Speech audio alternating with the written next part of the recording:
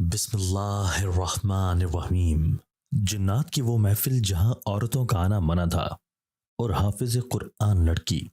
نہ جانے کیوں میں جب بھی اس درخت کے پاس سے گزرتی ہوں میرے پورے وجود پہ ایک سرد لہر سوار ہو جاتی ہے جو تب تک رہتی ہے جب تک کہ میں اس درخت سے میلوں دور نہ چلی جاؤں۔ آج بھی میری وہی کیفیت ہوئی تھی۔ جو ہی میں گھر کے قریب بنے ہوئے ایک نہایت خوبصورت پارک میں شام کی واک کے لیے گئی تھی، کسی سحر میں مبتلا ہو گئی تھی۔ میری یہ عادت تھی کہ جیسے ہی عصر کی نماز پڑھ لیتی تو تسبیح ہاتھ میں ہوتی، پیروں میں سنیکرز پہن لیتی اور پھر میں جلدی سے واک کرتے ہوئے پورے جوش و خروش کے ساتھ پارک میں واکنگ ایریا میں چلی جاتی۔ گھر والوں میں سے اس وقت کوئی بھی میرے ساتھ نہیں آتا تھا سوائے میری پیاری آپی صدیقہ کے۔ آج وہ نہیں آ سکی تھیں کہ ان کی آن لائن کلاس شروع ہو جاتی تھی۔ وہ قرآن مجید کو مزید سمجھنے کی خاطر آن لائن امریکہ میں مقیم کسی مسلم حافظ قرآن سے تجوید سیکھ رہی تھیں۔ پہلے ترجمہ بھی اسی طرح سیکھا تھا۔ صدیقہ آپی میری بہت ہی پیاری بہن ہے کہ ان کے دم سے ہی گھر بھر میں رونق ہوتی ہے۔ ابھی میں اس درخت کے بارے میں سوچ ہی رہی تھی جس کی وجہ سے پچھلے 3 دن سے میرے سر میں شدید درد ہو رہی تھی، لیکن آج تو اس درد میں اضافہ ہی ہو گیا تھا۔ میں اس درخت سے بہت دور ہٹ کر واکنگ ایریا سے نکل کر دوسرے واکنگ ایریا میں چلی گئی تھی جہاں بہت سارے ننھے منھے بچے جھولے جھولنے میں مصروف تھے۔ میں بڑے غور سے ان بچوں کو دیکھ رہی تھی۔ کتنی خوشی اور معصومیت تھی ان کے چہروں پہ، بلا کی معصومیت، جیسے دنیا جہاں کی ساری خوشیوں کے مالک یہی لوگ ہیں۔ ایک چھوٹی سی بچی اپنے بھائی کی سائیکل پر بیٹھنے کی کوشش کر رہی تھی لیکن وہ بار بار گر جاتی تھی۔ بھائی جلدی سے سائیکل سے نیچے اترتا، اپنی بہن کے کپڑے جھاڑتا اور پھر دوبارہ سے سائیکل پر سوار ہو جاتا۔ یہ عمل کوئی اس نے 3 سے 4 دفعہ دہرایا۔ مجھے بے حد پیار آیا ان دونوں پہ اور بے اختیار اپنا بچپن یاد آ گیا جس میں ہم تینوں بہن بھائی، جن میں سب سے بڑی صدیقہ آپی اپنے نام کی طرح ہمیشہ سے بہت سچی، مخلص، بہت محبت کرنے والی، بہت وفادار قسم کی، پھر دوسرے نمبر پہ ارحم بھائی جو آج کل جرمنی میں رہائش پذیر ہیں، اور میں سب سے چھوٹی یعنی کہ نمرا۔ ہم تینوں کا بچپن بہت ہی اچھا گزرا کیونکہ دنیا کی ہر نعمت ہمارے پاس ہوا کرتی تھی، کوئی کمی نہیں تھی۔ پاپا کا اتنا وسیع بزنس جس کی مشہوری بیرون ملک تک تھی۔ بس یہی وجہ تھی کہ بچپن سے لے کر آج تک کوئی پریشانی لاحق نہیں ہوئی تھی۔ لیکن جیسے ہی میں نے جوانی کی دہلیز پر قدم رکھا باقی سب کچھ تو ٹھیک تھا، لیکن میرے دل کو جیسے کسی نے مٹھی میں لے لیا تھا۔ ہمہ وقت کا ڈر، خاص طور پر درختوں کے سائے میں آتے ہی مجھ پہ عجیب سی کیفیت طاری ہو جاتی تھی جس کو پھر کنٹرول کرنے کے لیے کئی گھنٹے لگ جایا کرتے تھے، لیکن وہ قابو میں ہو ہی جاتا تھا۔ آج بھی کچھ حالت ایسی ہی تھی کہ دور سے مجھے وہ مسکراتا چہرہ نظر آیا۔ دور سے مجھے صدیقہ آپی مسکراتی ہوئی نظر آئیں۔ میں بھی جواب میں مسکرانے لگی۔ وہ بہت اچھے طریقے سے حجاب لیے عبایا پہنے میری طرف بڑھ رہی تھی۔ میری جان میں جان آ گئی۔ وہ میری طرف دیکھ کے مسکرانے لگی تھی۔ ارے یہاں کیوں بیٹھی ہو؟ تم تو واک کرنے کے لیے آئی تھی نا، پھر یہاں کیوں بیٹھی ہیں؟ وہ ارد گرد پیارے پیارے بچوں کو دیکھتے ہوئے پوچھ رہی تھی۔ جی آپی، وہ میں نے 2 چکر لگا لیے تھے تو ابھی پھر میں تھک کر یہاں بیٹھ گئی۔ پھر ان بچوں کی سرگرمیاں دیکھ رہی تھی۔ بس انہی میں ہی ایسا مصروف ہوئی کہ وقت گزرنے کا احساس تک نہیں ہوا۔ میں نے تفصیل بتاتے ہوئے کہا، اچھا چلو ٹھیک ہے، اصل میں ماما نے شاپنگ کے لیے جانا ہے تو وہ پوچھ رہی ہیں اگر تم بھی ساتھ جانا چاہو تو چلو۔ تمہارے موبائل پر کال کی تو پتہ چلا کہ وہ تو آپ گھر ہی چھوڑ گئی ہیں۔ جی آپی، میں نے سوچا کہ واک کے دوران اب اس کی بھلا کیا ضرورت ہے۔ اچھا چلو اب جلدی سے گھر چلو، ماما انتظار کر رہی ہیں۔ ہم دونوں جلدی سے ٹریک ایریا سے باہر نکلتے ہوئے دوسری طرف سڑک کے ساتھ ساتھ بنے ہوئے فٹ پاتھ پر چلنے لگیں۔ آج موسم بے حد خوشگوار تھا۔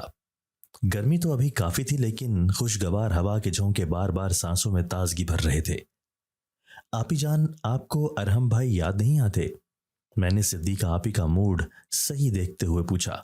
وہ میری طرف دیکھے بنا ہی کہنے لگی کہ وہ اپنی زندگی میں خوش ہیں، ان کی اپنی ایک لائف ہے، تو پھر ہمیں کیا ضرورت ہے کہ ان کے معاملات میں دخل اندازی کرنے کی۔ آپی کی ہمیشہ سے ہی یہ عادت ہوتی تھی کہ جب انہیں کسی بھی موضوع پہ بات نہیں کرنی ہوتی تھی تو وہ اس بات کی طرف آتی ہی نہیں تھی۔ ابھی بھی ایسا ہی ہو رہا تھا۔ اچھا نمرا، تم بتاؤ، تمہیں پڑھائی میں کوئی مشکل تو پیش نہیں آ رہی نا؟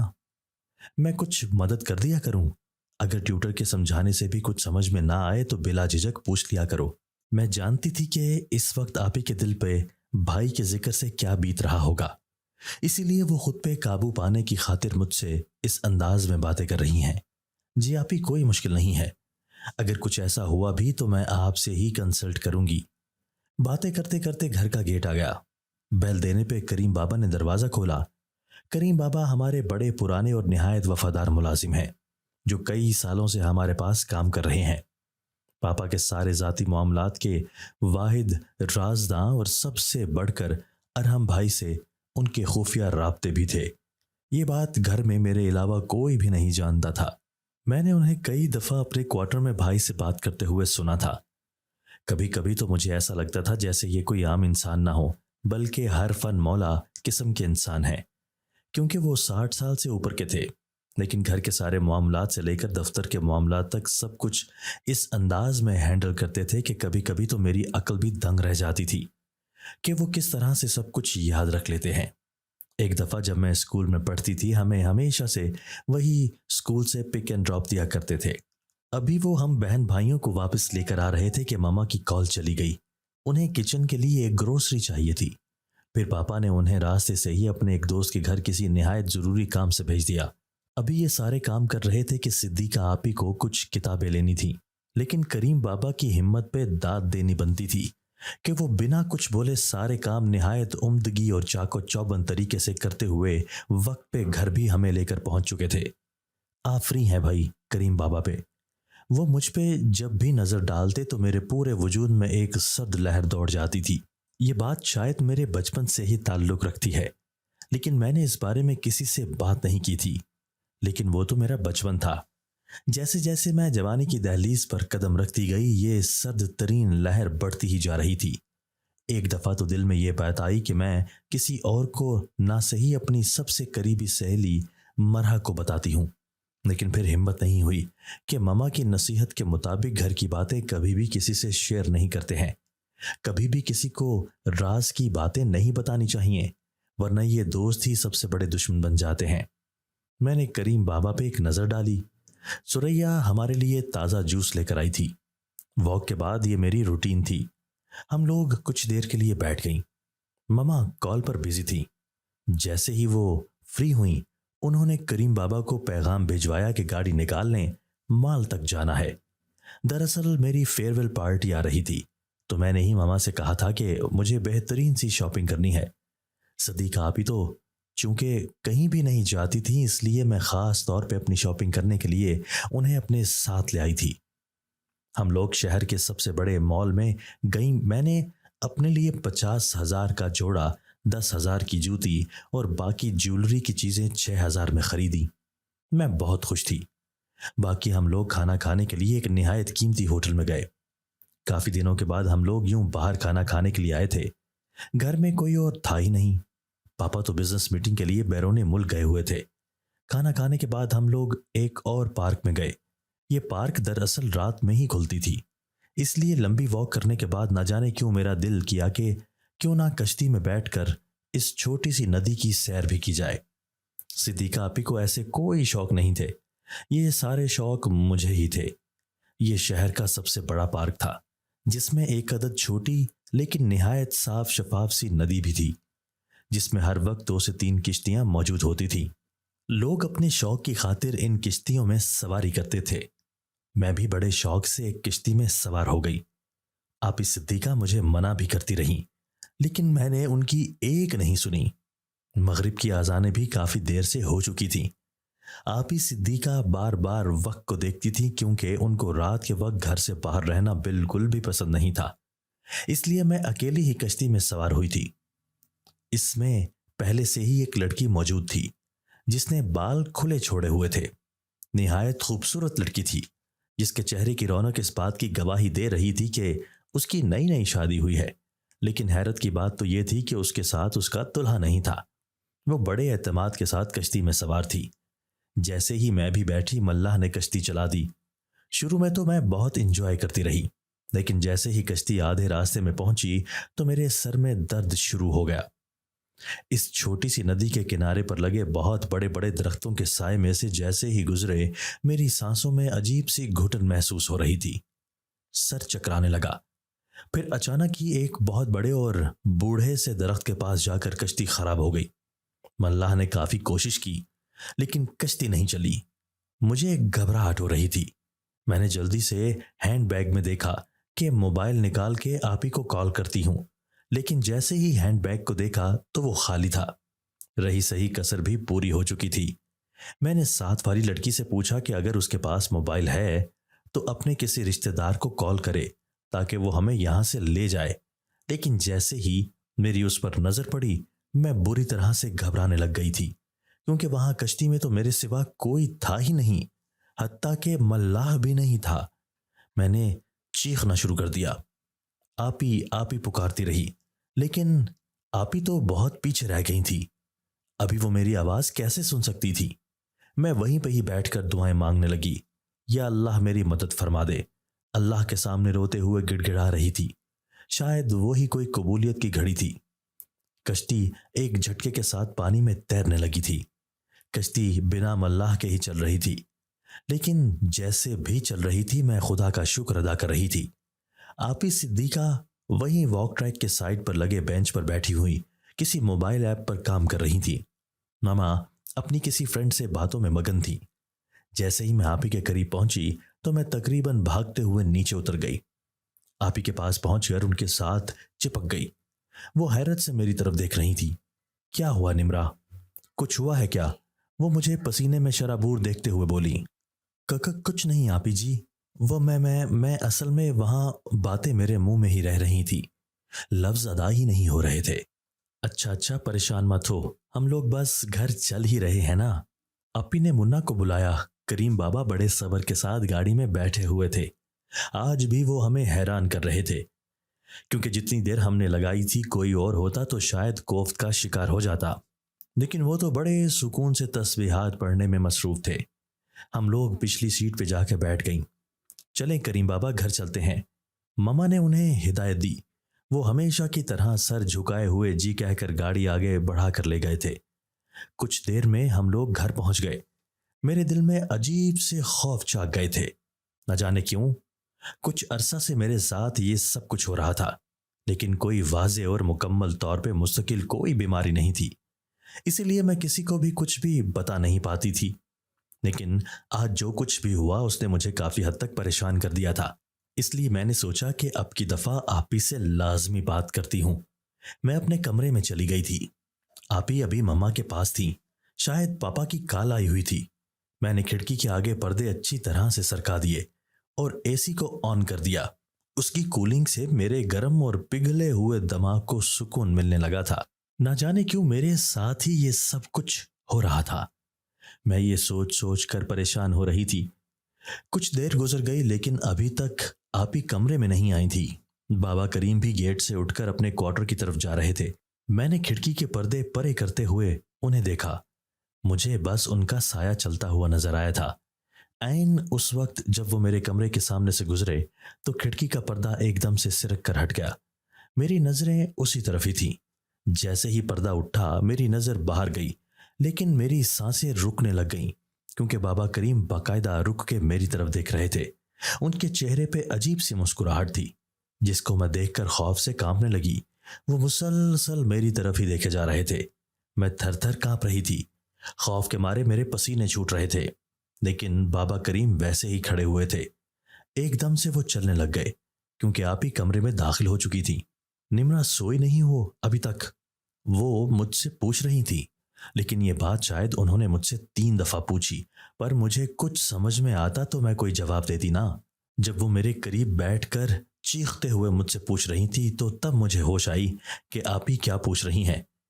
कहाँ खोई रहती हो लड़की? वो पापा अगले हफ्ते आ रहे हैं। मेरा तो खुशी के मारे बुरा हाल हो गया था, ये सुनकर कि अगले माह वो हमें भी वर्ल्ड टूर पर ले जाएंगे। निम्रा सोचो कितना मजा आएगा ना। मैं तो सारे इस्लामी ममालिक देखूंगी। तुम बताओ किस मुल्क में जाना पसंद करोगी?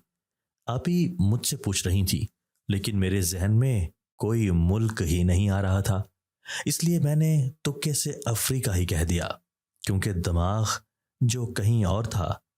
अरे अफ्रीका ही क्यों भाई, इतने खूबसूरत ममालिक हैं इस दुनिया में, तुम्हें कोई और मुल्क क्यों नहीं पसंद? पता नहीं क्यों आप ही, मुझे कभी कभी ऐसा लगता है कि अफ्रीका में जाकर देखना चाहिए। कहते हैं वहां पे जादू नगरी बहुत खूबसूरत है, बहुत सारे जिन्नात वहां दिन रात आम इंसानों की तरह चलते फिरते हुए नजर आते हैं। बस मैं उनसे मुलाकात करने की खातिर वहां जाना चाहती हूँ। मैं तो शायद और भी बहुत कुछ बोलती, लेकिन आप ही ने मुझे रोकते हुए कहा कि तुम्हारा दिमाग तो खराब नहीं हो गया जो इस तरह की बातें कर रही हो। इंसानों से इस कदर तंग आ गई हो कि अब जिन्नात से दोस्तियां करने की ख्वाह हो। हैरत है निम्रा, छोटी बहन होने के नाते ये हरगिज भी मतलब नहीं है कि जो कुछ मुंह में आए बोले जाओ। आप ही मेरी ये बात सुनकर बहुत गुस्से में आ गई थी, इसीलिए मुझे बहुत डांट दिया। लेकिन जब कुछ देर के बाद मैं अपने हवासों में आई तो मुझे समझ आई कि मैंने वाकई ही बहुत गलत बात की है। आप ही मुझसे नाराज होकर दूसरे कमरे में चली गई थी। अरे भला मैंने क्या कहा है जो आप ही इतनी सी बात पर नाराज हो गई हैं? मेरी तो समझ में कुछ भी नहीं आ रहा था। नींद से मेरी आंखें बोझल हो रही थी, इसलिए आप ही को मनाने का ख्याल दिल में ही रखते हुए मैं सो गई थी। न जाने आप ही जान कमरे में कब आई, मुझे तो सुबह ही पता चला जब वो कुरान पाक की तिलावत सुना रही थी। वो हाफिज कुरान थी, लेकिन ना जाने क्यों वो हमेशा से ही कुरान मजीद के मतलब व मानी को समझने की हम वक्त कोशिशों में लगी रहती थी। उनके मुताबिक कुरान पाक को ना सिर्फ हिफ्स करना बेहद ज़रूरी है, बल्कि उसके मानी और मतालिब को उर्दू तर्जुमे के साथ समझना भी ज़रूरी है। मैं जब सुबह उठी तो काफ़ी लेट हो चुकी थी।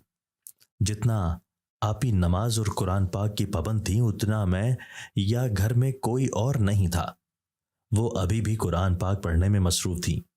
मेरे जहन से रात वाली बात तो मुकम्मल तौर पर निकल ही गई थी, इसीलिए मैंने हमेशा की तरह मुस्कुराते हुए उन्हें सलाम किया, लेकिन वो सर झुकाए जवाब देकर कुरान पाक पढ़ने में मसरूफ़ रहीं। मैं तैयार हो गई। बुआ ने नाश्ता बनाया था, ममा अभी तक सो रही थी। मैं बैग कंधे पर लटकाए गैराज में गाड़ी के पास आ गई, जहां करीम बाबा हमेशा की तरह खड़े मेरा इंतजार कर रहे थे। मैंने आप ही को अलविदाई सलाम किया, जो कि उस वक्त पोतों के पास खड़े होते हुए उनकी इकसाम के बारे में जानने की कोशिश कर रही थी। ये भी उनके मशागिल में शामिल था। पता नहीं सिद्दीका आप ही को क्या हुआ है, वो आपसे नाराज हैं, किसी ने हल्की सी आवाज में मुझसे कहा था। मैंने आवाज की सिमत में सर उठाते हुए देखा, लेकिन गाड़ी में तो मेरे सिवा कोई भी नहीं था। फिर ये आवाज कहां से आई थी?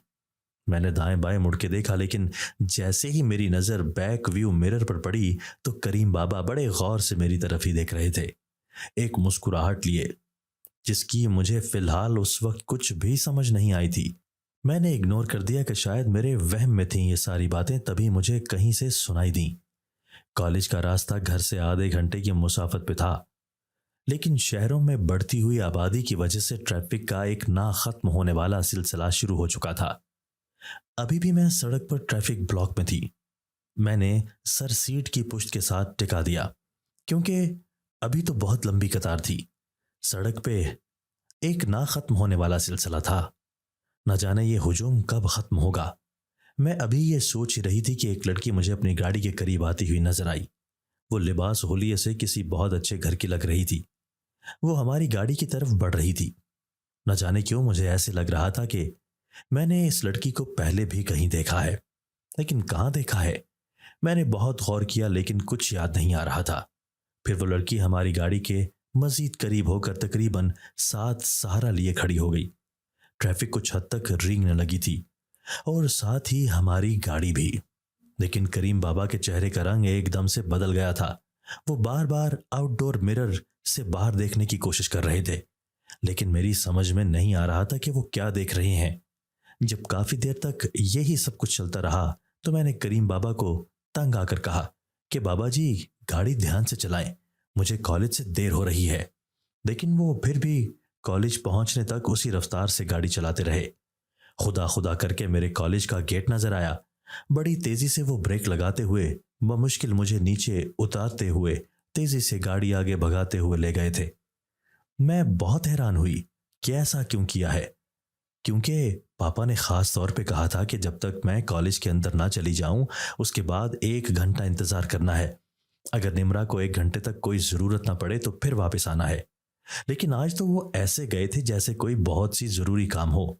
لیکن میرے خیال میں انہیں کوئی بھی بہت ضروری کام نہیں تھا. میں کالج کے اندر داخل ہوئی ہی تھی کہ مجھے ایک دم سے یاد آیا کہ میں نے تو راستے میں سے ایک پریکٹیکل کاپی بھی لینی تھی. لیکن راستے میں رکنے والی ٹریفک کی کوفت کی وجہ سے میرے ذہن سے ہی نکل گیا تھا.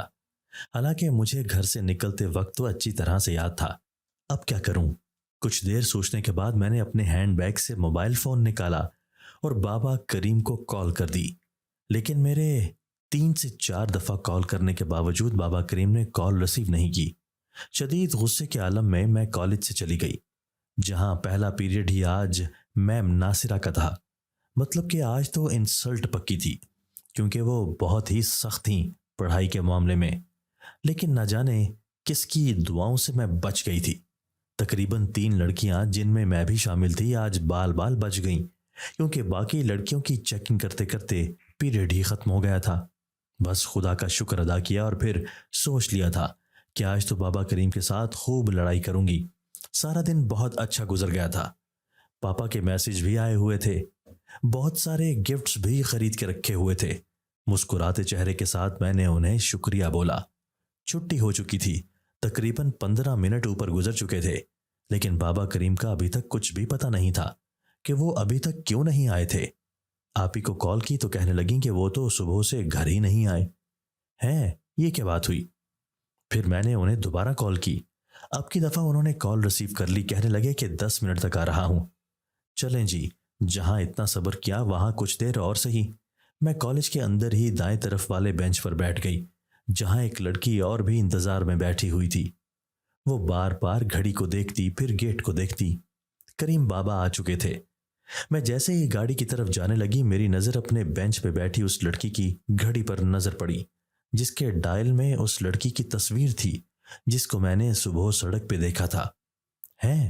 آخر یہ کیا ماجرا ہے کہ یہ لڑکی مجھے ہر طرف کیوں نظر آ رہی ہے؟ پھر بابا کریم کو راستے میں ایک اسٹیشنری شاپ پہ رکتے ہوئے بایو کی کاپی اور کچھ ضروری چیزیں خریدی. لیکن جیسے ہی میں پیسے دینے کے لیے کاؤنٹر پہ پہنچی تو مارے حیرت کہ میرا منہ کھلے کا کھلا رہ گیا کہ وہی لڑکی کاؤنٹر پر کھڑی کام کر رہی ہے. بہت حیرت ہوئی، لیکن مجھے اس سے بھلا کیا سروکار تھا، اس لیے میں جلدی سے گاڑی میں واپس آ کر بیٹھ گئی. لیکن سروکار تو شاید مجھے اس لڑکی سے تھا، کیونکہ کریم بابا گاڑی میں موجود نہیں تھے اور اسی لڑکی سے سڑک کے کنارے کھڑے ہو کر باتیں کرنے میں مصروف تھے. اب یہ کوئی عام سی بات نہیں تھی جس کو میں اس طرح سے اگنور کر دیتی. یہ تو معاملہ کچھ گڑبڑ لگ رہا تھا. مجھے اب تو لازمی آپ ہی سے بات کرنی ہوگی. میں گاڑی میں بیٹھی سارا معاملہ سمجھنے کی کوشش کر رہی تھی. بابا کریم نے اپنی جیب سے چند ہرے ہرے نوٹ نکالے اور اس لڑکی کے ہاتھ میں تھما دیے. اچھا تو یہ معاملہ ہے، مطلب کہ بابا کریم ہمارے گھر سے پیسے لے کر اس لڑکی کو دیتے ہیں. او آئی سی، اب بات سمجھ میں آئی. آج ہی یہ معاملہ ماما کو بتاتی ہوں. مجھے اس وقت گھر جانے کی جلدی تھی، لیکن بابا کریم جیسے ہی گاڑی میں واپس آ کر بیٹھے وہ کچھ پریشان تھے. بڑی سست روی سے گاڑی چلاتے ہوئے وہ بار بار اسی جگہ کو دیکھ رہے تھے جہاں پہ کچھ دیر پہلے وہ لڑکی کھڑی ہوئی تھی. آخر یہ لڑکی کون ہے؟ کیونکہ میں تقریباً کریم بابا کی ساری فیملی کو جانتی ہوں. ان کا ایک ہی بیٹا ہے جس کی شادی بہت سال پہلے کر دی گئی تھی اور وہ گاؤں میں ہی رہتا تھا. اور اس کی بیوی کو بھی میں جانتی ہوں. وہ یہ تو نہیں تھی پھر کوئی اور بھی ایسا رشتہ دار نہیں تھا جسے ہم لوگ نہ جانتے ہوں، کیونکہ بابا کریم میرے بابا کے بچپن سے یہاں پہ رہ رہے تھے. پھر اتنے سارے سال بیت جانے کے بعد یہ کون کوئی نئی رشتہ دار آ گئی تھی جس سے اس قدر ہمدردی ہو رہی تھی. میں پورا راستہ ہی یہ سب کچھ سوچتی رہی. گھر پہنچی تو سارے گھر کے ملازمین ایک قطار میں کھڑے ہوئے تھے. ان کے چہرے لٹکے ہوئے تھے. لگتا تھا کوئی بہت بڑی بات ہوئی ہے. لیکن کیا بات ہو سکتی تھی بھلا؟ لیکن جلد ہی سارا معاملہ سمجھ میں آ گیا تھا.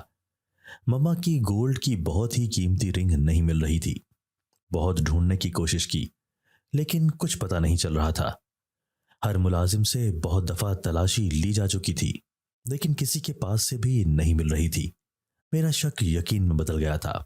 میں نے جاتے ہی یہ کہا کہ रिंग करीम बाबा ने निकाली है। मामा ने ये बात सुनी तो एकदम से चौंक कर मेरी तरफ देखने लगी। निम्रा, तुम इन मामलात में मत बोलो। करीम बाबा हमारे बहुत पुराने और वफादार मुलाजिम हैं। वो कभी ऐसा सोच भी नहीं सकते। फिर ऐसा करना तो बहुत हिम्मत वाली बात है। तुम अपने कमरे में जाओ, मैं सारे मामले को खुद देख लूंगी। मैं चुपचाप अपने कमरे में चली गई। आपी और मम्मा साथ साथ ही बैठी हुई थी। शाम तक ना किसी ने कुछ खाया ना पिया, बल्कि इस मामले को सुलझाने की कोशिश ही करते रहे, लेकिन अंगूठी का कुछ पता भी नहीं चला था। इसी दौरान में पुलिस भी आई। करीम बाबा के चेहरे की बदलती हुई रंगत साफ बता रही थी कि मामला कहाँ पे गड़बड़ हुआ है। सारे मुलाजमीन को सिवाय करीम बाबा के वहीं पे ही ड्राइंग रूम में खड़े रखा। जब तक अंगूठी का पता नहीं चल जाता कोई भी यहां से हिलेगा भी नहीं। मामा ने बहुत सख्त ऑर्डर दिए थे। बेचारे सारे मुलाजमीन वहीं पर रहे, उनको हिलने भी नहीं दिया। अगले दिन सबको पुलिस के हवाले कर दिया गया, लेकिन मामा की रिंग मामा के अपने ही हैंडबैग से मिल गई। मुलाजमीन को रिहा करवा दिया गया। मेरे जहन से भी करीम बाबा के खिलाफ शक व शुबहात दूर हो चुके थे। बेचारे मुलाजमीन बहुत परेशान हुए थे, लेकिन पहले से बहुत मोहतात हो गए थे। लेकिन करीम बाबा पहले से बहुत बाएतमाद हो गए थे। अब तो वो मेरी तरफ पहले से भी ज्यादा गौर से देखते थे। ये वजह है कि वो जब भी मेरी तरफ गौर से देखते मेरे सर में दर्द शुरू हो जाती थी। दिन गुजरते जा रहे थे। पापा आ चुके थे। उन्हें आने में कुछ मजीद वक्त लग गया, इसलिए हमारे बहुतों मुल्क जाने वाला सारा प्रोग्राम भी तब्दील हो चुका था। मेरे फाइनल इम्तहानात शुरू हो चुके थे। मैं उनमें मसरूफ हो गई थी। आपी का उम्रा करने का प्लान बन गया, इसलिए वो झटपट उम्रे की तैयारी करते हुए मक्का मुकरमा के सफर पर रवाना हो चुकी थी। साथ में पापा ही गए थे। मम्मा मेरी वजह से नहीं जा सकती थी। मेरे पेपर अच्छे हो रहे थे, लेकिन वही मसला था कि एकदम से मेरे सर में शदीद दर्द शुरू हो जाती थी, जिसकी वजह से सर चकराने लग जाता था, जिसकी बिना पे आखिरी 2 पेपर अच्छे नहीं हुए थे। अब मैं मुकम्मल तौर पे पुरसुकून थी। अभी रिजल्ट आने में 3 माह बाकी थे। मम्मा भी बैरूने मुल्क जाने का प्रोग्राम बना रही थी, लेकिन इससे पहले मेरी दोस्तों और मैंने मिलकर यह फैसला किया कि हम लोग गिलगित बल्तिस्तान की सैर करेंगे, जिसके लिए 1 हफ्ते का प्लान बनाया था। हम लोग वैसे तो जहाज के जरिए भी जा सकती थी, लेकिन हमारा प्लान ज्यादा एंजॉय करने का था, इसलिए हम लोग बस के जरिए गईं। ढेरों जरूरत की चीजें और काफी सारे पैसे हमारे पास थे, क्योंकि जब आपी ने हज से वापस आना था तो पापा के मुताबिक हम लोगों ने 3 माह के लिए वर्ल्ड टूर पर निकल जाना था। इसलिए मैं गिलगित की वादी को, जिसे कोकाव भी कहते हैं, उसे देखना चाहती थी। बस पिंडी से होती हुई 2 दिन के मुसलसल सफर के बाद गिलगित की हसीन तरीन वादियों में पहुंच चुकी थी। मेरे लिए लफ्जों में बयान करना मुश्किल है कि किस कदर हुस्न बिखरा हुआ था उस वादी में। क्या इंसान, क्या नज़ारे, हर चीज में अल्लाह की कुदरत झलक झलक कर बाहर निकल रही थी। शाम के वक्त हम लोग होटल में पहुंच गईं, जहां मीरा और सदफ, मेरी बेस्ट फ्रेंड्स, का कमरा था। वहां से आबशारों के बराह रास्त नजारे नजर आते थे। क्या हंसी मनाजिर थे। मेरी आंखें ही खीरा हो जाती थी। आंखों को ठंडक मिल रही थी। खाना खाने के लिए लाउंज में आए। खाना बेहद मजेदार था। शदीद थकावट के बायस हम 5 के ग्रुप की लड़कियों में से 3 तो सो गईं, लेकिन मैं और सदफ जागती रहीं। उसे शुरू से ही हॉरर स्टोरीज पढ़ने का शौक था। वो पढ़ती जाती और फिर डर के मारे मेरे साथ चिपकती जा रही थी। अरे अगर इतना ही डर लगता है तो पढ़ती ही क्यों हो, मैं उसे हमेशा ही कहती थी। रात के 11 बज गए थे। रात के उस सुनसान पहरों में सिवाय आबशारों के गिरने के कोई और आवाज नहीं थी। वो आवाज सीधी दिल पे लगती थी, जैसे कोई सोई हुई जमीन को जगाने की कोशिश कर रहा हो। सदफ खौफ के मारे बिस्तर में जागूसी थी, लेकिन मैंने अपने गिर्द मजीद कंबल लपेट लिया, क्योंकि मैं तो यहां एंजॉय करने आई थी, ना कि सोने। रात का 1 बज चुका था। होटल की राहदारी में लगे हुए बहुत बड़े से वॉल क्लॉक पे हर 1 घंटे के बाद बजने वाले घंटे से दिल पे जैसे कोई बम गिराता था। 1-2 दफा तो मैं भी डर गई थी, लेकिन फिर यह सोचकर तसल्ली होती कि सदफ मेरे साथ ही है इस कमरे में। कमरे की खिड़की को वैसे तो लॉक था, लेकिन मैंने आबशारों के नज़ारे देखने के लिए पर्दे को हल्के से सरकाया हुआ था। مجھے پہاڑوں کے اوپر سے کوئی نیچے گرتی ہوئی آبشار کے ساتھ لٹکتی ہوئی کوئی چیز نظر آئی۔ میں نے بہت غور سے دیکھا، لیکن میری سمجھ میں کچھ بھی نہیں آیا تھا۔ وہ کالے کپڑے میں لپٹی ہوئی کوئی گٹھڑی ٹائپ چیز تھی۔ میں بہت دلچسپی کے ساتھ اس سارے نظارے کو دیکھ رہی تھی۔ جلدی سے موبائل کا کیمرہ آن کیا اور اس آبشار میں بہتی ہوئی گٹھڑی کی تصویر بنانے لگی تھی۔ وہ بڑے آرام سے اس آبشار میں اتر گئی، جیسے کوئی بے جان نہیں جاندار چیز ہو۔ اترنے کے بعد وہ ہمارے ہوٹل کے قریب آنے لگی۔ میں نے ویڈیو بنانے کا سوچا کہ ابھی سوشل میڈیا پہ اپلوڈ کر دوں گی تاکہ ڈھیروں لائکس مل سکیں۔ یہ ساری سرگرمی کرتے ہوئے میری آنکھوں سے نیند ہی دور ہو چکی تھی۔ بڑی دلچسپی سے میں ویڈیو بنانے لگی۔ میرے کمرے کے وہ بالکل قریب پہنچ چکی تھی۔ میں ویڈیو بنانے میں پہلے سے زیادہ چوکس ہو چکی تھی۔ کمرے کی کھڑکی کے پاس پہنچ کر اس گٹھڑی نے کچھ لمحات کے لیے رکنا بھی مناسب سمجھا۔ ارے یہ تو رک گئی۔ میں اس کی تصاویر بنانے لگی تھی۔ کچھ دیر کے بعد جیسے وہ کپڑے کی گٹھڑی مجھ سے کچھ کہنا چاہ رہی ہو، لیکن کچھ دیر کے بعد وہ آگے چلنے لگ گئی۔ میں حیرت سے مسکراتے ہوئے اسے ہاتھ کے اشارے سے بائے بائے کر رہی تھی۔ وہ ایک دم سے رکی۔ اس نے اپنا رخ تبدیل کیا۔ وہ اڑی اپنی جگہ سے اور پھر ایک دم سے وہ غائب ہو گئی۔ میں غور سے دیکھتی ہی رہی۔ مجھے کچھ بھی سمجھ نہیں آ رہی تھی، لیکن اس کے فوراً بعد میں جیسے اس دنیا میں ہی نہ رہی۔ میرے سر میں شدید درد شروع ہو گیا۔ چکر آتے آتے میں کرسی سے نیچے گر گئی۔ صبح جب ویٹر نے دروازہ ناک کیا تو پھر ساری فرینڈز جاگ گئی۔ جب انہوں نے مجھے اس حالت میں دیکھا تو چیختی ہوئی کمرے سے باہر نکل گئیں۔ ڈاکٹر کو بلوایا۔ اس نے یہ بتایا کہ کسی شدید خوف کے زیر اثر ہیں، کچھ دیر تک آرام کریں گی تو بہتر ہو جائیں گی۔ لیکن میں بہتر ہونے کی بجائے پہلے سے بھی زیادہ بیمار ہو گئی تھی۔ میرا بخار ہی کسی وقت نہیں اترتا تھا، جس کی بنا پہ ہم سب کو واپس پنڈی جانا پڑا۔ جیسے ہی گھر میں گئیں تو آپ ہی لوگ بھی آ چکے تھے، لیکن میری حالت اس قدر خراب تھی کہ آپ ہی مجھے دیکھ کر بہت زیادہ پریشان ہو گئی تھی۔ پاپا بھی بہت حیران تھے اور ساتھ میں بہت پریشان بھی۔ فوراً بہترین سے ہاسپٹل میں لے گئے، لیکن یہی بتایا سب نے کہ کسی ڈپریشن کے زیر سایہ ہے۔ سب لوگ ڈاکٹر کی اس بات سے حیران تھیں کہ بھلا کیا پریشانی ہو سکتی ہے، لیکن بہت دن تک مسلسل علاج کے بعد بھی میرا بخار کم ہونے میں نہیں آ رہا تھا۔ پاپا نے شہر کے بہترین ڈاکٹر سے کنسلٹ بھی کیا، لیکن مرض مزید بڑھتا گیا۔ کریم بابا جیسے ہی کمرے میں آتے میں چیخیں مارنے لگ جاتی۔ سب میری اس حالت کو دیکھتے ہوئے مزید گھبرا گئے تھے کہ یہ سب کچھ کیا ہے۔ آپ ہی میرے سرہانے بیٹھ کر دم کرتی رہتی، لیکن میری طبیعت پہلے سے بھی بگڑتی جا رہی تھی۔ نہ جانے کیا تھا۔ وہ چپ چاپ سے میرے کمرے میں سب کی موجودگی میں آتے اور پھر مجھے دیکھ کر میری صحتیابی کے لیے ڈھیروں دعائیں کرتے ہوئے چلے جاتے۔ کافی دن اسی صورتحال میں گزر گئے تھے۔ ایک دن میں شام ہوتے ہی ضد کرنے لگی کہ مجھے کچھ دیر کے لیے کمرے سے باہر لے کر جائیں، کیونکہ میری صحت بہت عجیب سی ہو رہی ہے۔ بابا مجھے خود لے کر کمرے سے باہر آئے۔ میری ٹانگیں ایک منٹ کے لیے بھی زمین پہ نہیں لگتی تھی۔ ہر وقت ٹانگوں میں شدید درد رہتی تھی۔ زیادہ دیر چل ہی نہیں سکتی تھی۔ میں نے گلگت سے آ کر بھی اپنے موبائل کو ایک دفعہ بھی نہیں دیکھا تھا، لیکن آج میرا دل کیا کہ میں اپنے موبائل میں بنائی ہوئی اس واحد ایک ویڈیو کو دیکھوں۔ پاپا میرا سیل فون لے کر آئے تھے۔ میں نے پاپا سے بھی دیکھنے کو کہا۔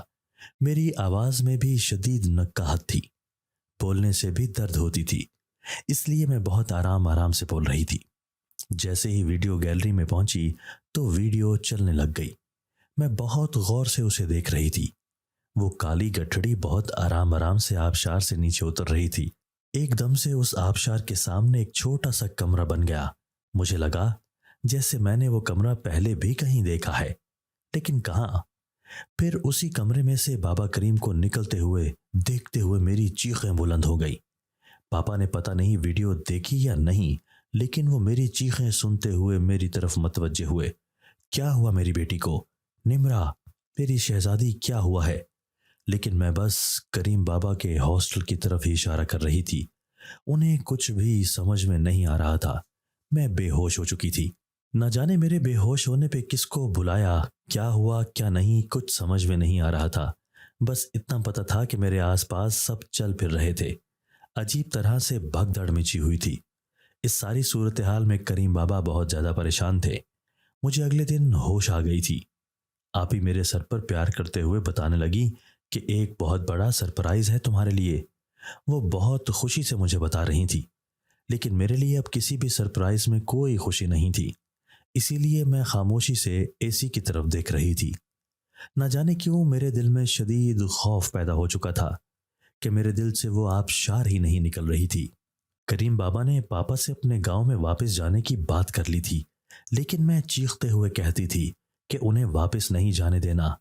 ये ढोंगी हैं, ये धोखेबाज हैं, इन्होंने मुझे धोखा दिया है। इसी दौरान में पापा के बहुत सारे पैसे चोरी हो गए। अब तो सब मेरी बात पे यकीन कर रहे थे कि ये पैसे भी करीम बाबा ने ही निकाले होंगे। वो शाम के वक्त अपने क्वार्टर में थे। सब लोग तहकीक करने में मगन थे कि उन्हें मौका मिल गया। वो अपने क्वार्टर में चले गए, लेकिन फिर वापस ही नहीं आए। आप ही को इस मामले में कुछ गड़बड़ पहली दफा नजर आई, इसलिए वो करीम बाबा के क्वार्टर में आधी रात को गईं। उनका सारा सामान वहीं पर पड़ा हुआ था, लेकिन वो खुद कहीं भी नहीं थे। मैंने उस क्वार्टर की एक एक चीज निकाल कर देख ली, लेकिन कोई सुराग नहीं मिला। मैं बहुत मायूसी के आलम में वापस घर की तरफ जाने लगी कि अचानक ही मेरा पांव जमीन पे एक नरम जगह से टकराया।